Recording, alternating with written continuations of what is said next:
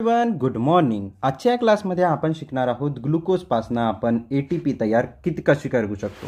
तर पहा, ग्लुकोजचा जो फॉर्म्युला आहे तो आहे C6H12 आणि O6. याच्यापासून आपण टोटल 38 अमाउंट ऑफ एटीपी तयार करणार, म्हणजेच की प्रोड्यूस करणार. आता एटीपी इज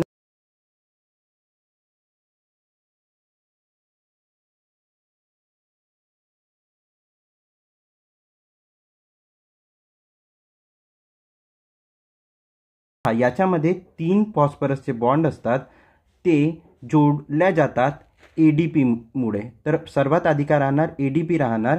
आणि या एडीपी मध्ये फक्त 2च का राहतील, फॉस्फरस राहतील. यांना आपण एक फॉस्फरस जोडण्याचं काम करणार. अशा किती एडीपीला आपण एटीपी मध्ये कन्वर्ट करणार, तर 38 एडीपीला 38 एटीपी मध्ये कन्वर्ट करणार. कोणत्या प्रोसेसने, तर कोणता, सेल्युलर रेस्पिरेशन. कोणता रेस्पिरेशन, तर सेल्युलर रेस्पिरेशन. जर हे आपण प्रोसेस जो शिकत आहोत तर ते कशाची प्रोसेस आहे, सेल्युलर रेस्पिरेशनची. तर आपण आता सेल्युलर रेस्पिरेशनला शिकणार आहोत. तर सेल्युलर रेस्पिरेशनची जर तुम्हाला डेफिनेशन विचारला तर तुम्ही काय म्हणाल, वन ग्लुकोज मॉलिक्यूल गेट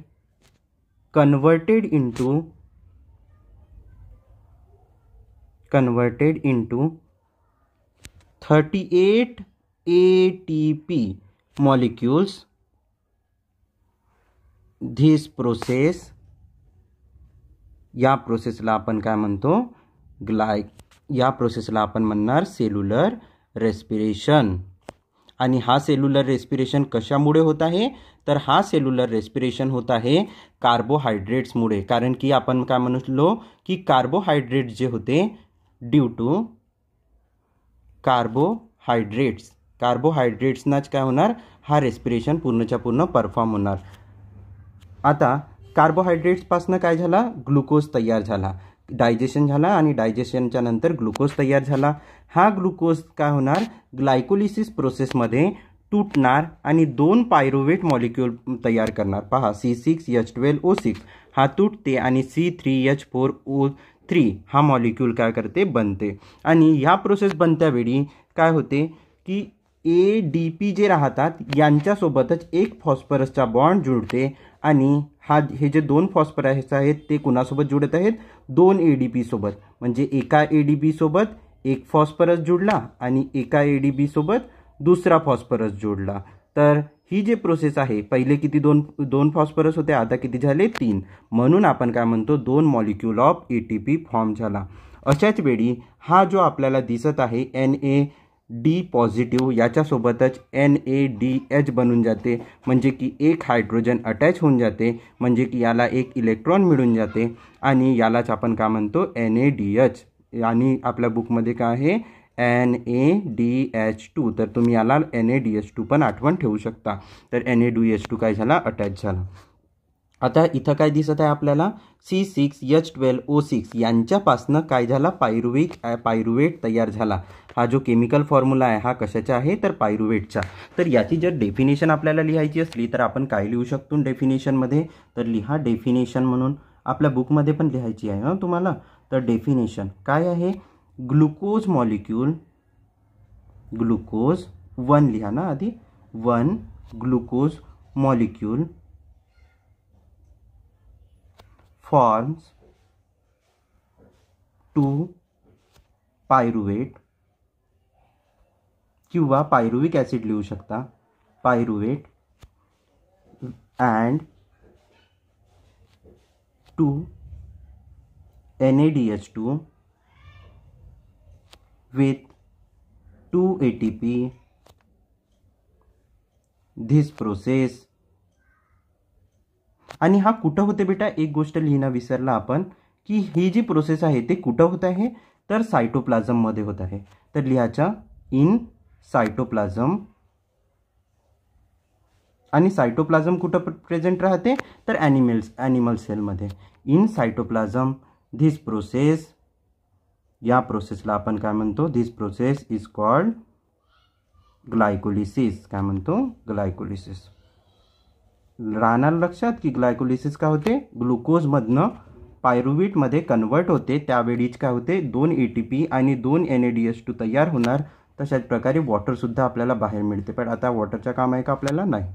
ठीक आहे, इतकी गोष्ट समजली. याच्यामध्ये दुसऱ्या वेळी काय होते, याच्यामध्ये ॲसेटाईल कोअमायलेज हा एक ग्रुप ॲड होऊन जाते. जेव्हा पण हा काय होणार, इथं आहे बेटा सेल. ठीक आहे, हा सेल आहे. सेलमध्ये हा जो ऑरेंज कलरचा दिसत आहे ना तुम्हाला पूर्णच्या पूर्ण, हा बघा ऑरेंज कलरचा, ज्याच्यावर हे सर्वच्या सर्व कंपोनेंट अटॅच आहेत. तर हा जो येल्लो ऑरेंज कलरचा दिसत आहे, हा जो गुद्दा टाईप, तर या गुद्द्याला आपण काय म्हणतो, सायटोप्लाझम. काय म्हणतो, सायटोप्लाझम. या सायटोप्लाझममध्ये कोणती प्रोसेस होणार, तर ग्लायकोलिसिसची. आता पहा, ग्लायकोलिसिसची प्रोसेस होते कुठं, सायटोप्लाझममध्ये. बट याच्या खालची जी हे क्रेब्स सायकल आहे ही कुठं होते, तर हा मायटोकॉन्ड्रियामध्ये. हा मायटोकॉन्ड्रिया दिसत आहे, हा सर्व मायटोकॉन्ड्रिया एकच मायटोकॉन्ड्रिया. तो आता सेल तुटला दिसत आहे ना म्हणून.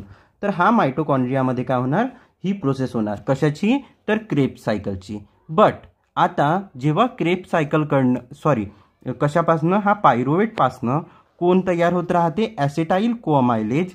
हा केव्हा तयार होणार, जेव्हा हा पायरुवेट या मायटोकॉन्ड्रियामध्ये एंटर करत राहणार तेव्हा. बट कसा कसा तयार होणार, तर पायरुवेट हा ॲसेटाईल कोअमायलेज म्हणजे पायरुवेटसोबत एक ग्रुप जुडते ज्याला आपण कोएन्झाईम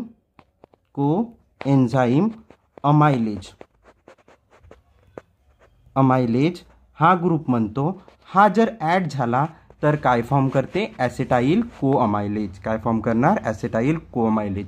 आता याचा फॉर्म्युला काय असणार, तर आणि यांची डेफिनेशन आता आपल्याला लिहायची गरज नाही, कारण आपण डायरेक्ट म्हणू शकतो का pyruvate is added with acetyl कोअमायलेज and this link is called as link reaction. या लिंकलाच काय म्हणणार, लिंक रिॲक्शन. आणि काय फॉर्म करणार लिंक रिॲक्शनमध्ये, ॲसेटाईल कोअमायलेज. तर पहा, हा कशाचा फॉर्म्युला होता, पायरुवेटचा फॉर्म्युला. पायरुवेटचा फॉर्म्युला आहे. आता याला सोडून द्या. ठीक आहे, याला पकडा फक्त. ठीक आहे, याला पकडायचं आहे आणि याला, हे दोघंही का होतील, जॉईंट होतील. जॉईंट झाल्यावर काय फॉर्म करतील, हा ॲसेटाईल कोअमायलेज आहे. कोअमायलेज हा काय आहे, कोअमायलेज ग्रुप आहे. आणि हा काय आहे, पायरुवेट.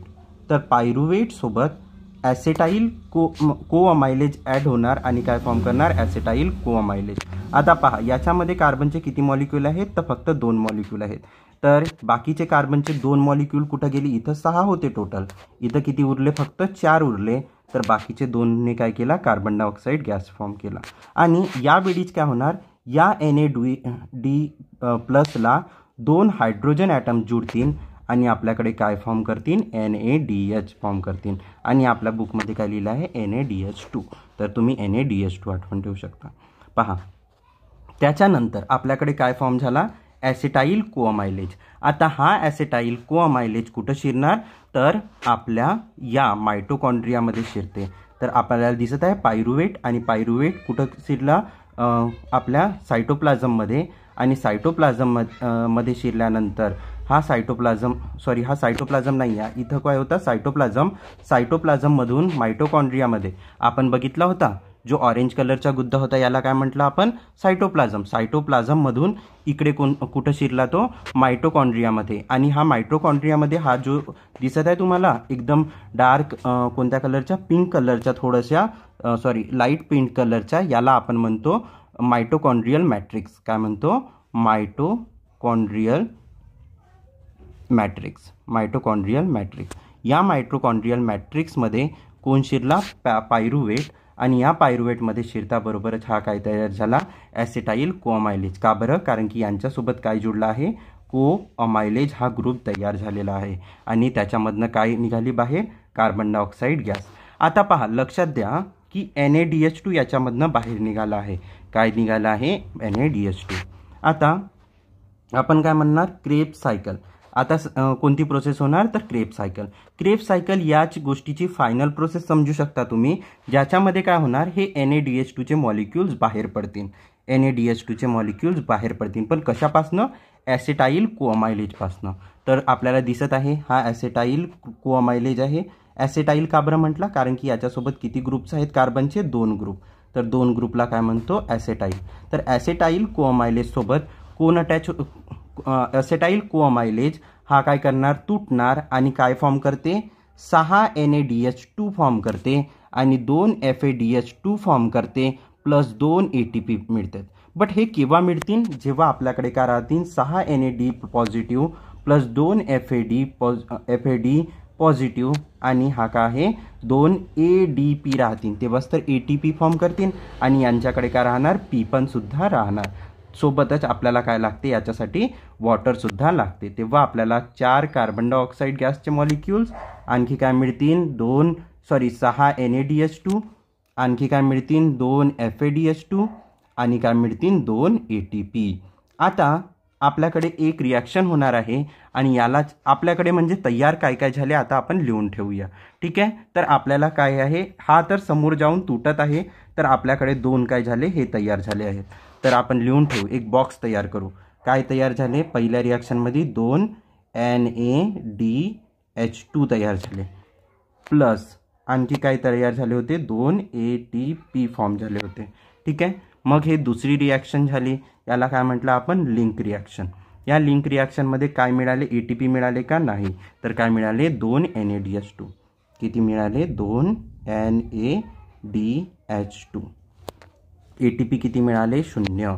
ठीक आहे, आणि जेव्हा तिसरी रिॲक्शन झाली, ज्याला आपण क्रेब सायकल म्हणतो, याच्यामध्ये आपल्याला हे तर सर्व रिॲक्टंट होते, तर रिॲक्टंटपासून आपल्याला प्रोडक्ट साईडमध्ये काय पाहायला मिळते, हा कामाचा आहे का आपल्या, नाही. तर काय मिळाला, NADH2 किती मिळाले, 6.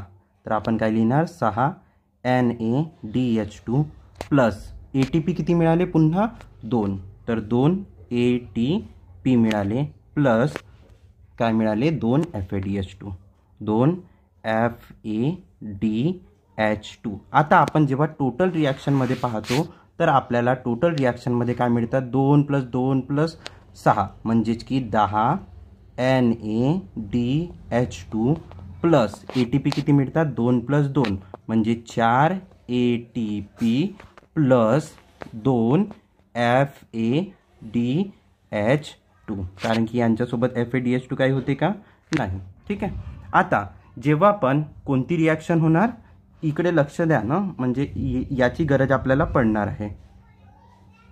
ठीक आहे, याची गरज पडणार आहे आपल्याला. आता त्याच्या अगोदर एक गोष्ट लक्षात घेऊन ठेवा, या रिॲक्शन झाल्यानंतर आपल्याकडे NADH आणि FADH हे फॉर्म झाल्यानंतर काय होणार, इलेक्ट्रॉन ट्रान्सपोर्ट चेन होणार, इलेक्ट्रॉन ट्रान्सपोर्ट चेन. आता ह्या इलेक्ट्रॉन ट्रान्सपोर्ट चेनला ETC म्हणतो आपण, आणि हे कुठे होते, इनर मायटोकॉन्ड्रियल मेम्ब्रेन. हे जे इनर मायटोकॉन्ड्रियल मेम्ब्रेन आहे ना, याच्यावर होणार. ठीक आहे, आता पहा याच्यामध्ये काय होते, NADH आणि FADH2 हे फॉर्म करतील ATP आणि वॉटर. बट हे जे NADH आहेत हे 3 ATP फॉर्म करतील, एक NADH किती फॉर्म करणार, 3 ATP फॉर्म करणार. याला 2च आठवण ठेवा, NADH2, आणि हे जे FADH2 आहेत ते किती ATP फॉर्म करतील, 2 ATP फॉर्म करतील. म्हणजेच की आता तुम्हाला इतका पता चालला की माहिती चालला की हा सर्व काही कसा होणार म्हणून. आता आपण प्रत्येक NADHच्या ठिकाणी किती ATP लिहिणार, 3 ATP. तर इथं किती होते, 10 NADH होते, तर 10 NADHच्या ठिकाणी किती लिहिणार, ATP.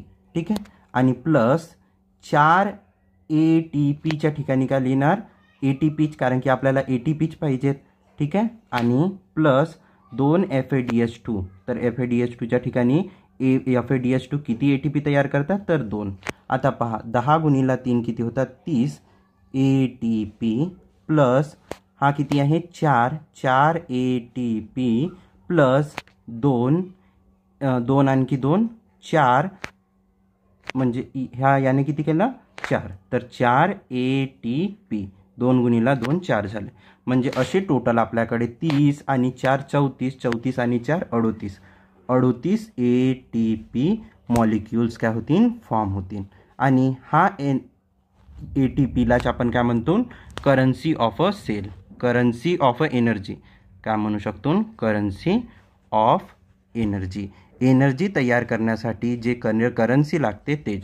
आता एनर्जी कशी तयार होणार, आता ATP मॉलिक्युल्स कसा दिसते बघा.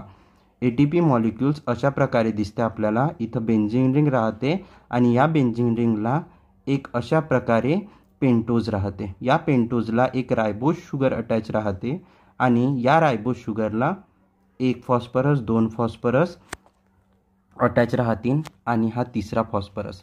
आता जेव्हा पण आता माझा हात आहे, या हातला मूव्ह करायचा आहे एका ठिकाणावरनं दुसऱ्या ठिकाणी, तर याला एनर्जी लागणार. ही एनर्जी प्रोव्हाइड केल्या जाणार by breaking this third bond. तर हा पी जो राहते हा रिमूव्ह होऊन जाते आणि जेव्हा हा रिमूव्ह होते तर इथनं काय निघते, भरपूर सारी एनर्जी. आणि ही एनर्जी कुणाला दिली जाते, या हँडला किंवा कोणती पण प्रोसेस करण्यासाठी. तर जे पण काही एनर्जी लागणार ते प्रोव्हाइड कुणाद्वारे केली जाते, हा बॉन्ड ब्रेक केल्याने. आणि पुन्हा हा ATPचा फॉर्मेशन कशामध्ये होणार, ADPमध्ये. तर अशा प्रकारे ATPची प्रोसेस तुम्हाला समजली असेल असे मला वाटते. पण आता आपण काय करणार आहोत, यांची डेफिनेशन लिहून घेणार आहोत.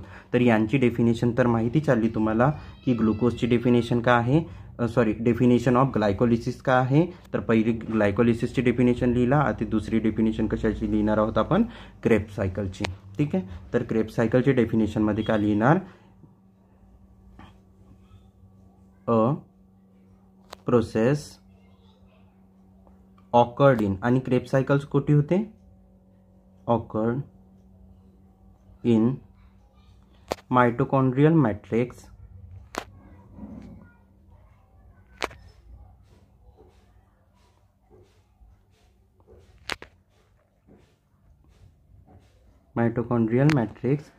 where ॲसेटाईल आणि हा दोन राहतात, दोन ॲसेटाईल कोएन्झाईम दिसत आहे, हा दोन ॲसेटाईल कोएन्झाईम अमायलेज विल ब्रोकन आउट, हे तुटतील, ब्रोकन आउट अँड फॉर्म, आणि काय फॉर्म करतील, अँड फॉर्म 6 दिसत आहेत हे 6 NADH2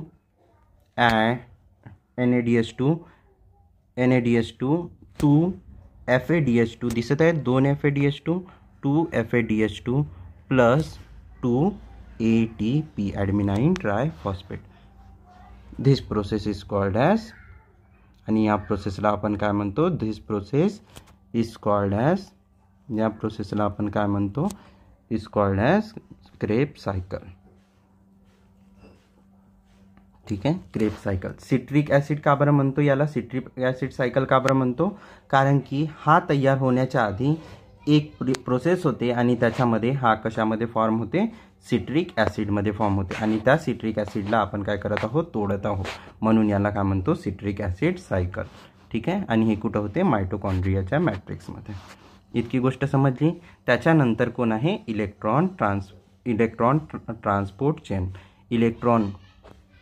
The electron will be get transferred and each NADH2 will form 3 ATP molecules and each FADH2 will form, हे काय करतील, फॉर्म करतील, तयार करतील, काय तयार करतील, विल फॉर्म. हे जे FADH2 आहेत ते किती करतात, 2 ATP molecules. This process is called as काय म्हणतो आपण या प्रोसेसले, इज कॉल्ड ॲज, कोणती process, electron transfer chain, electron transport chain. इलेक्ट्रॉनच्या ट्रान्सपोर्ट होत आहे या चेनमध्ये. ठीक आहे, इलेक्ट्रॉन ट्रान्सपोर्ट चेन असं आपण याला म्हणतो. आता पहा, ही जी सर्वच्या सर्व ओव्हरऑल ॲरोबिक रिॲक्शन होती, म्हणजे याच्यामध्ये काय लागत होता, आपल्याला ऑक्सिजन लागत होता. तर सेल्युलर रेस्पिरेशन दोन प्रकारे होऊ शकते, एक ॲरोबिकने, दुसरा काय कशाने, अनॲरोबिकने. ठीक आहे. तर हे कोणती आहे? Aerobic reaction. ॲरोबिक रिॲक्शन केव्हा म्हणतो? A respiration, a cellular respiration carried out and it required oxygen. This cellular respiration is called as aerobic respiration. जेव्हा आपण ऑक्सिजनच्या हेल्पने एनर्जी तयार करू, तर या एनर्जी तयार करण्याच्या प्रोसेसला काय म्हणणार आपण? Aerobic. In the presence of oxygen, तर ॲरोबिक म्हणतो. याच्यामध्ये काय राहते? एक ग्लुकोज मॉलिक्यूल, 6 ऑक्सिजनचे मॉलिक्यूल राहतात, 38 ADP राहतात. कोण राहतात? ADP. आणि 38 काय राहतात? फॉस्फरस. तर हे काय फॉर्म करतील? 6 कार्बन डायऑक्साईड, 6 वॉटर आणि 38 ATP मॉलिक्युल्स फॉर्म करतील. आणि हा काय आहे? आपल्याला एनर्जी करन्सी. काय आहे? एनर्जीची करन्सी. आता पहा, अनॲरोबिक रेस्पिरेशन. अनॲरोबिक रेस्पिरेशनमध्ये काय होते? जेव्हा आपण ऑक्सिजनच्या अब्सेन्स राहणार, जर तुम्ही खूप जास्त, एक मुलगा आहे तो एक्सरसाइज जास्त करत आहे, ठीक आहे, आणि डंबल उचलत आहे, हात करत आहे, तो करत आहे, आणि श्वास पुष्कळ लवकर लवकर घ्यावं लागते, दम भरते ना आपल्याला, तर O2चा सप्लाय झाला का? नाही. तर असा जर O2चा सप्लाय नाही झाला, तर त्यावेळी ग्लुकोज विदाऊट O2ने काय करते? लॅक्टिक ॲसिड फॉर्म करते. कोणता ॲसिड फॉर्म करते? Lactic acid.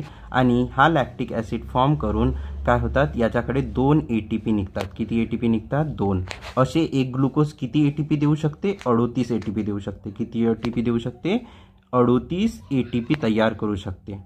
केव्हा? जेव्हा त्याला काय मिळत आहे? ऑक्सिजन मिळत आहे, ऑक्सिजनच्या प्रेझेन्समध्ये. बट अब्सेन्समध्ये किती ATP तयार करते? 2च ATP. सोबत काय करते? लॅक्टिक ॲसिड फॉर्म करते. आणि या प्रोसेसला आपण काय म्हणतो? याला अनॲरोबिक रेस्पिरेशन म्हणतो. आणि हा कुठं होते? आपल्या मसल्समध्ये, जेव्हा आपण एक्सरसाइज करतो. तशाच प्रकारे तुम्हाला माहिती असेल की आपण काय करू शकतो? दारू बनवू शकतो by placing a east. East एक अशा प्रकारे का राहते? एक प्राणी आहे, प्राणी नाही म्हणणार आपण, मायक्रो ऑर्गॅनिझम आहे लहानसा. हा काय करते? आपले असे बडिंगने अशी काय करणार? ईस्ट तयार करणार. आणि हे जे ईस्ट तयार होतात, याच प्रोसेसमध्ये काय होते?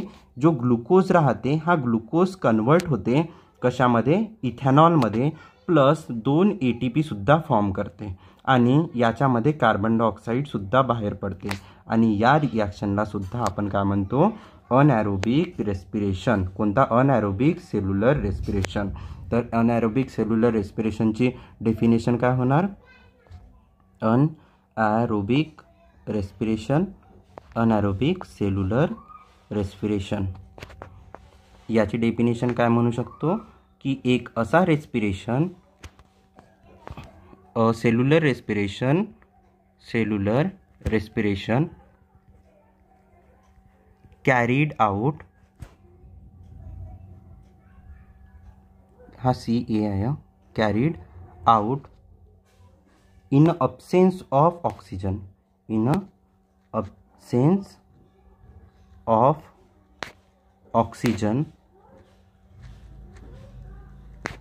Oxygen by the cell. आणि हा कोण कॅरीड आउट करते? सेल करते. धिस रेस्पिरेशन इज कॉल्ड, अशा रेस्पिरेशनला आपण काय म्हणतो? अशा सेल्युलर रेस्पिरेशनला आपण काय म्हणतो? अशा सेल्युलर रेस्पिरेशनला आपण म्हणू अनॲरोबिक रेस्पिरेशन. अनॲरोबिक रेस्पिरेशन. ठीक आहे. इतका आपल्याला शिकायचा होता आणि आपण भरपूर प्रकारे, म्हणजे चांगलाच एकदम डिटेल प्रकारे इतका शिकला. ठीक आहे. म्हणजे आपल्या बुकमध्ये आहेच म्हणा, तर तेवढंच शिकत आहोत आपण, बट भरपूर चांगल्या प्रकारे आपण शिकला. आणि मला वाटते चांगले नोट्स पण तयार झाले असतील. तर इतके आपण शिकूयात. तर आपण काय काय शिकला एक वेळा लक्ष द्या. आपण पहिले शिकला की जे पण काही ग्लुकोजच्या ATPमध्ये कन्वर्ट होणार आणि 30 ATP मिळणार आपल्याला या प्रोसेसमध्ये. पहिली प्रोसेस राहते तिला ग्लायकोलिसिस म्हणतो. दुसऱ्या प्रोसेसमध्ये फक्त लिंक होते या पायरुवेटला ॲसिटेट. त्या थर्ड प्रोसेसमध्ये शिकला की क्रेब्स सायकल असते म्हणून. क्रेब्स सायकल कुठं होते? तर मायटोकॉन्ड्रियल मॅट्रिक्समध्ये होते. आणि याच्यामध्ये काय होतात? तर हे जे ATP राहतात ते फॉर्म होतील 2, 6 NADH2 आणि 2 FADH2 फॉर्म होतील. कशापासनं? ॲसेटाईल कोमायलेजपासनं. आणि जो फोर्थ होती त्याला काय म्हणत होता? Electron transport chain. जे पण NADH2 आहेत आणि FADH2 आहेत ते सर्व ब्रोकन आउट झाले आणि आपल्याला काय फॉर्म केला? पूर्णच्या पूर्ण सिम्पल मॉलिक्यूल म्हणजे की ATP फॉर्म केला आणि या प्रोसेसला. आणि याच्यामध्ये काय शिकलो होतो की एक NADH हा किती देते 3 ATP देते आणि एक FADH किती ATP देते ATP देते तर 2 ATP देते. तर आपण काय म्हणू शकतो हा एक बॉक्स आहे आणि या बॉक्समध्ये काय आहेत ATP ठेवले आहेत आणि किती ATP आहेत तर 3. एका बॉक्समध्ये 3 आहेत आणि एका बॉक्समध्ये 2 आहेत. अशा प्रकारे आपण काय शिकू शकतो NADH आणि FADH2. ठीक आहे. तर तुम्हाला इतका समजला असेल. जर समजला तर व्हिडिओला लाईक करा, चॅनलला सबस्क्राईब करा आणि धन्यवाद म्हणा. ठीक आहे. ते इथं संपूया आपण. पुष्कळ मोठा व्हिडिओ झाला हा, बट पुष्कळ काही शिकायला हे मिळाला आणि एका व्हिडिओमध्ये आपण काय केला पूर्णच्या पूर्ण glucose to ATP carried out केला आणि यालाच काय म्हणतो आपण energy production in living organism. तर जर व्हिडिओ आवडला असेल तर लाईक करा, चॅनलला सबस्क्राईब करा आणि शेअर करा आपल्या मित्रांसोबत. धन्यवाद.